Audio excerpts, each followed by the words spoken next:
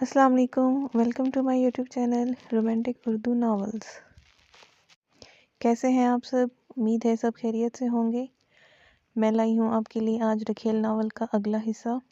Novel शुरू करने से पहले मेरे चैनल को लाइक कर दें, सब्सक्राइब कर दें और शेयर करना ना भूलें। तो शुरू करते हैं रखेल नावल का अगला हिस्सा। तनाविश तेज सिसकी भरते हुए माँ से लिपट गई। चले गए हैं ना, अब कभी नहीं लौटेंगे। मैं जानती हूँ वो कभी नहीं आएंगे। वो मुझे मुलाजमा रखने पर भी राज़ी नहीं है माँ जी। इनके नज़दीक मेरी कोई अहमियत नहीं है। वो तो बस अपनी अना और अपनी ज़बान की पासदारी में मेरी इज़्ज़त बचाने आए थे, क्योंकि मुझे किसी दूसरे के हाथों नुकसान पहुँचने पर इनकी नाक कट जाती और वो अपनी ऊँची नाक बचाने के लिए मुझ पर एहसान करने चले आए। चुप कर जा मेरी जान, इतना नहीं रोते। बुशरा इसे अपने साथ लिपटा कर तसल्ली देने लगी, मगर दिल बेईमान तसल्लियों से कहाँ माना करता है। अम्मी जान, आपको इतने सख्त अल्फाज तो इस्तेमाल नहीं चाहिए थे ना। पहले मुझसे तो पूछ लेती कि मैं इनके साथ किस मकसद से थी। वो तो मुझे बचाने आए थे। एक गलीस बदकिरदार दरिंदे की चुंगल से मुझे छुड़ाने आए थे। आपकी बेटी की तरफ बढ़ने वाला गंदा हाथ काटने आए थे। आपकी बेटी की तरफ उठने वाली मैली आंखों को फोड़ने आए थे और आपने इनकी बेइज्जती कर दी। जानती नहीं आपकी बेटी कितनी बदनसीब, सब्ज कदम और जन्म जिली है। पैदाइश के साथ ऐसी पेचीदगियाँ लाई कि आप दोबारा माँ ही ना बन सकी। बाबा का कहना सीखा तो प्यार करने वाले अब्बू जान मुँह मुड़ गए। जवान हुई तो प्यारे भैया रूठ गए और शादी के एक हफ्ते बाद माँ के दरवाजे पर आन बैठी। वो सिसकियाँ भरते कभी कबीर दादा की शिकायत करने लगती, कभी माँ के साथ गीला करने लगती और कभी अपनी बदनसीबी का रोना रोने लगती। बुशरा भी आंखों पे पैदा होने वाली नमी को रोके इसे मुसलसल पुचकार कर तसल्लियाँ दे रही थी। माँ जी, क्या मैं खूबसूरत नहीं हूँ? हिचकियाँ भरते हुए इसने बेसाख्ता पूछा। पगली ना हो तो तुम तो शहजादी हो शहजादी। फिर उन्हें अच्छी क्यों नहीं लगती माँ जी? अच्छा लगने का निसार सूरत पर तो तुम नहीं होता मेरी जान। और छोड़े जाने दो, अगर इसे तुम्हारी ज़रूरत नहीं तो तुम क्यों खुद को हलकान कर रही हो? मुझे तो उनकी ज़रूरत है ना माँ जी, इसने गुलूगीर लहजे में पूछा। वक्त हर जख्म को भर देता है मेरी जान। कुछ अरसे बाद तुम्हें इस बेवफा का नाम भी भूल जाएगा। ये शहर हम यूं भी छोड़ देंगे और फिर देख लेना मैं अपनी शहजादी के लिए कैसे राजकुमार का रिश्ता ढूंढती हूँ। इसके साथ मिलकर नई जिंदगी गुजारना। तनाव शोले से बड़बड़ाई। जिंदगी आपके मेरे नाम न शामिल करना, अगर ये तय है कि यही खेल दोबारा होगा। जिसके होने से मेरा सांस चला करता था, किस तरह इसके बगैर अपना गुजारा होगा। अब अपनी इन पड़ी माँ अनमर माँ को शायरी सुनाएगी। बुशरा ने हंसकर इसका मुंह ठीक करना चाहा, मगर वो आंखें नम किए माँ की गोद में लेटी रही। सर, काम हो गया है। एसपी को शकील अहमद की कॉल मौसूल हुई। शाबाश, तहसीन अमेज नारा बुलंद करते हुए इसने पूछा, और तुम इस वक्त कहाँ हो? ज़रा सूरत हाल पर रोशनी डालो। शकील तफसील बताता हुआ बोला, वहीं कोठी में मौजूद है। जो ही कभी दादा अपना काम ख़त्म करके चला गया, मैं फ़ौरन अंदर घुस गया। फांसी साहब के दोनों मुहाफिज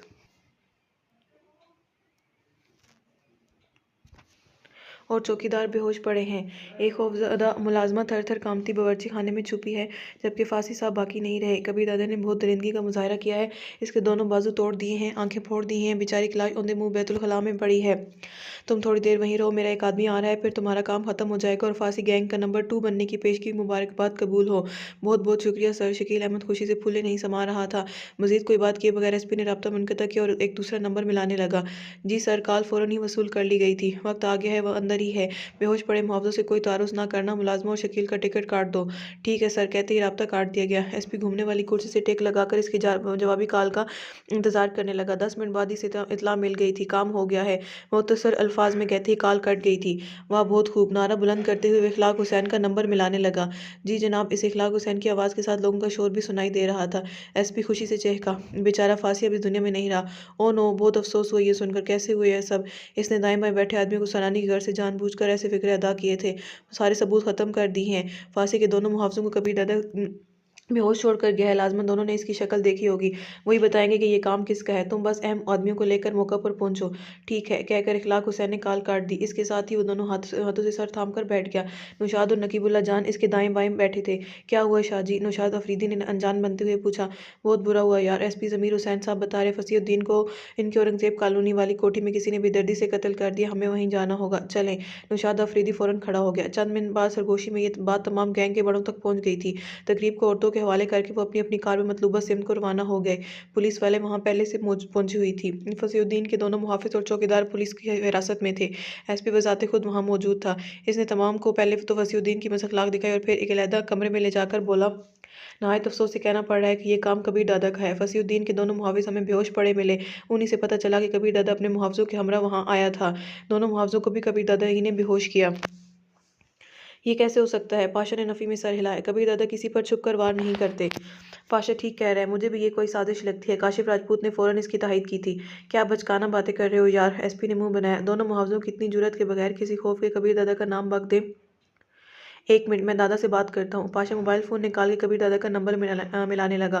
फ़ौरन मेरे पास पहुँचो। कॉल वसूल करते ही कबीर दादा बगैर रस्मी कलमात की अदायगी बोला, ठीक है दादा, आ रहा हूँ, लेकिन एक बुरी खबर है, फसीउद्दीन को किसी ने कत्ल कर दिया है। मैंने किया है, तुम यहाँ पहुँचो, बहुत ज़रूरी बात करना है। ठीक है दादा, मैं आ रहा हूँ। पाशा फ़ोन जेब में डालता हुआ एसपी की जानिब मुतवज्जा हुआ। दोनों मुहाफिज ठीक कह रहे हैं, आप उन्हें पुलिस के पास ना जाने दें। एसपी के होंठों पर मानीखेज मुस्कुराहट उभरी। पाशा साहब, आपके कहने से पहले ही मैं दोनों मुहावजों को महफूज मकाम पर मुंतकिल कर चुका हूँ। मैं दादा के पास जा रहा हूँ और मेरा ख्याल है कल के दिन बैठक रख लें। पाशा मशवरा चाहने के अंदाज में शहाब कसूरी की तरफ मुतवज्जा और शहाब कसूरी के सर हिलाने पर वो बाहर निकल गया। शहाब कसूरी कहने लगा, तकरीबन तमाम ही यहाँ मौजूद हैं, कल 1 बजे इस मसले पर बातचीत होगी। फसीउद्दीन की जगह तैमूर अली आ जाएगा। नौशाद अफरीदी ने मशवरा चाहा। फसीउद्दीन का नंबर 2 था। शहाब कसूरी ने सर हिलाया, ठीक है, अगर तमाम राजी हैं तो इसी को बांट दो। इखलाक हुसैन ने रुकमा दिया, ये ज़रूरी भी है, वरना तो बाकी के तमाम सरबराह इसके गैंग पर कब्जा करना चाहेंगे और ख़तरा है कि इससे झगड़ा बढ़ जाएगा। मैं इसे समझा देता हूँ। एसपी कमरे वहाँ से निकलकर इस तरफ चल दिया जहाँ तैमूर अली मौजूद था। एसपी के अलावा किसी को भी ये मालूम नहीं था कि इस तमाम मंसूबे में तैमूर अली पेश रहा था। इसका मतमे नज़र गैंग की सरबराही का हसूल था और अब एसपी इसे यही खुशखबरी सुनाने जा रहा था। इस बारे तो एसपी ने नौशाद अफरीदी और इखलाक हुसैन को भी बेखबर रखा था।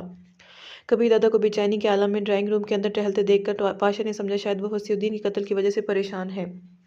क्या हुआ था, इसने अंदर दाखिल होते ही पूछा। इसे देखते ही कबीर दादा के कदम रुक गए थे। तिजोरी से रकम किसने निकाली थी? इसने पाशा के सर पर बम फोड़ा। यकीनन फांसी हद चढ़ ने तो नहीं निकाली होगी। पाशा इत्मीनान भरे अंदाज में सोफे पर बैठ गया। खड़े होकर बात करो। कबीर दादा के लहजे में कोई ऐसी बात जरूर थी कि पाशा का दिल नाखुशगवार अंदाज में धड़कने लगा। जी, वो होंठे बेचते हुए खड़ा हो गया। तिजोरी से पैसे किसने निकाले थे? कबीर दादा ने सवाल दोहराया। इस बारे हम पहले बात कर चुके हैं, मैं सच सुनना चाहता हूँ। कबीर दादा की आंखों से छिलकती सुर्खी ने पाशा को एहसास दिलाया कि कुछ न कुछ सनगन जरूर थी। तमाम रकम ऊपर मेरी अलमारी में पड़ी है, इसने सच उगल दिया। क्या तनाविश ने तलाक का मुतालबा किया था और कोठी कार वगैरह के हसूल की ख्वाहिश जाहिर की थी? कबीर दादा ने अगला सवाल पूछा। पाशा को मालूम हो गया कि तमाम बात खुल गई है। यकीनन इसे तनाविशी ने सारी बात बताई थी। नहीं, वो आपको छोड़कर नहीं जाना चाहती थी, ये सारा मेरा ही मंसूबा था। मुझे इसका आपके करीब रहना पसंद नहीं था।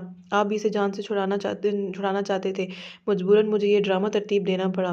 पाशा ने लूले लंगड़े दलाल का सहारा लेने के बजाय हकीकत बयान कर दी। याद है मैंने क्या कहा था कि इसे खराश नहीं आना चाहिए? कबीर दादा की आवाज़ में शामिल गुस्से इसके लिए यार मुतवक्का था। हाँ। पाशा ने कुछ कहने के लिए लब खोलने जाए मगर चेहरे पर पड़ने वाले थप्पड़ ने इसे बात पूरी नहीं करने दी थी। घटिया इंसान, इसकी हिफाजत किसने करना थी? कबीर दादा के अगले थप्पड़ ने इसे फर्श पर उछाल दिया था। वो कालीन से उठकर बाचों से रास्ता खून साफ करने लगा। तुम्हारी बेपरवाही और गंदे मंसूबे की वजह से इस गलीज फांसी ने मेरी बीवी को बेलिबास किया, इसके पाकीज़ा बदन को छुआ, जिसके बाल कभी गैर मर्द ने नहीं देखे, वो कपड़ों के बगैर अपनी इज्जत बचाने की भीख मांग रही थी। और ये सब तुम्हारी वजह से हुआ है, तुम्हारी वजह से। कबीर दादा ने इस पर लातों और घूंसों की बारिश कर दी। पाशा ने इन ठोकरों से बचने की कोशिश नहीं की थी। वो चुपचाप जमीन पर पड़ा मार खाता रहा। फसीउद्दीन की मौत का मौमा भी हल हो गया था। अचानक राहत खाला बावर्ची खाने से निकलकर भागी। साहब जी, खुदा के वास्ते बस करें, वो मर जाएगा, बस करें साहब जी। वो कबीर दादा के कदमों से लिपट गई। वो गहरे गहरे सांस लेता हुआ पीछे हटा। राहत खाला, इसे बेगैरत को कहो मेरे घर से दफा हो जाए और इसके बाद मैं इसकी मनहूस सूरत नहीं देखना चाहता। राहत खाला रोते हुए बोली, अभी चला जाता है साहब जी, आप कमरे में जाकर आराम करें। मगर कबीर दादा तेज कदमों से बाहर की तरफ चल पड़ा। इसके दिल में हलचल मची हुई थी। तनाविश ने वफाई नहीं की थी। इसने ना तो कबीर दादा को झूठ बोला था और ना इसे धोखा दिया था। इसे दौलत नहीं, कबीर दादा का साथ दरकार था।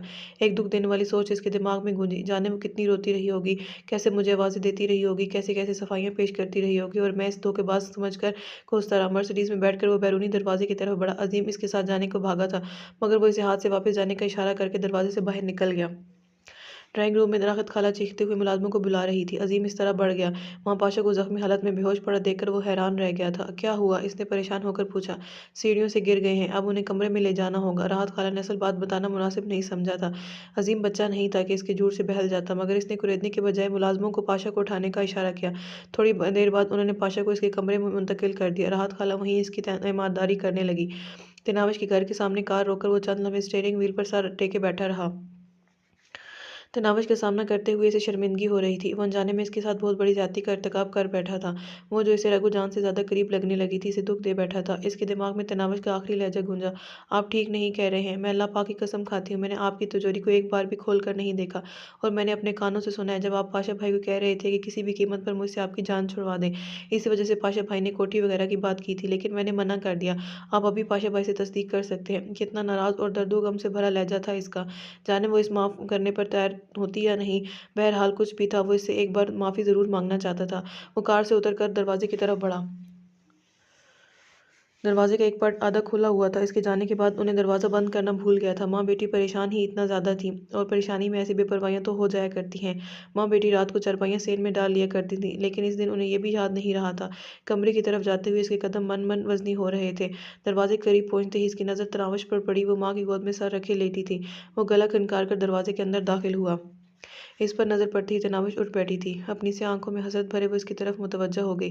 खाला, मैं तनावश से अकेले में बात करना चाहता हूँ। वो बुशरा को मुखातिब हुआ। कर लो बेटा। वो सर हिलाती हुई कमरे से बाहर निकल गई। जाते हुए दरवाज़ा बंद करना इस जहांदीदा औरत को नहीं भूला था। इसके बाहर जाती हुई तनावश की तरफ मुतवज्जा हुआ। मैं तलाक नहीं लेना चाहती, इसने सस्ती भरते हुए एक ऐसे अंदाज में कहा कि कबीर दादा के दिल पर जोरदार घूंसा लगा था। वो अभी तक बेतबारी में पड़ी थी। जाने कबीर दादा के दिल में क्या समाई कि इसने दोनों हाथ दाएं बाएं खोल दिए, यूं जैसे इसे गले लगने की दावत दे रहा हो।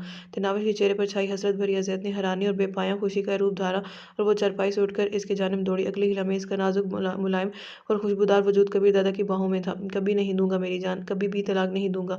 हमेशा पास रखूंगा अपनी तनावश को। मुझे माफ़ कर दो, अनजाने में तुम्हें दुख दे बैठा।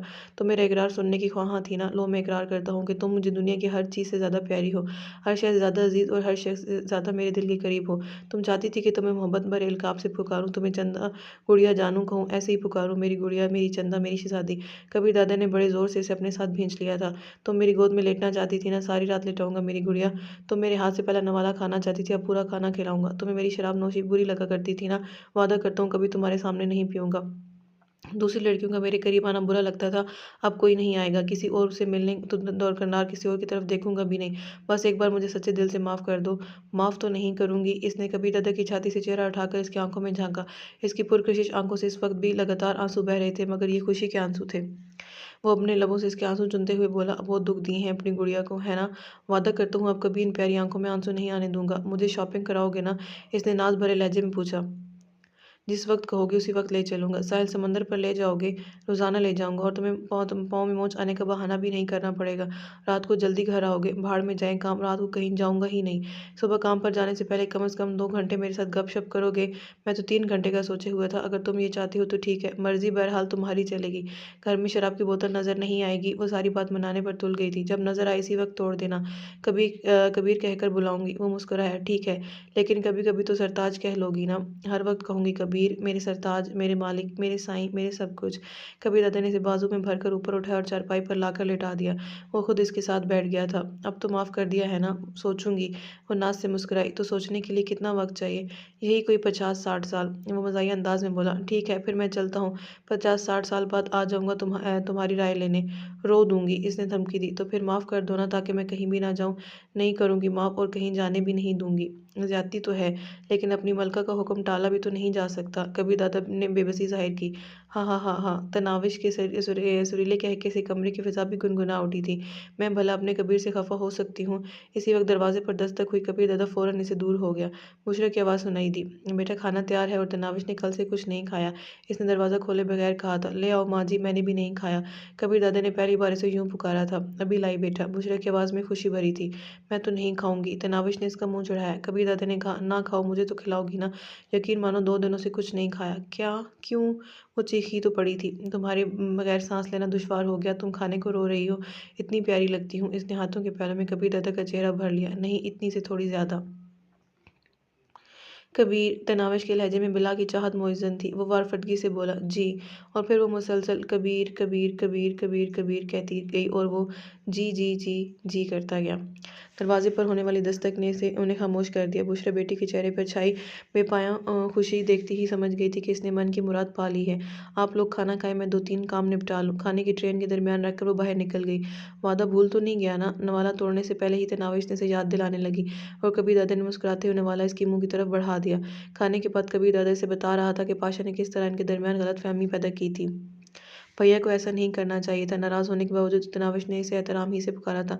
अच्छा उठो ना, घर चले। वो उठलाते हुए बोली, मेरे पाँव में तो मोच आई हुई है।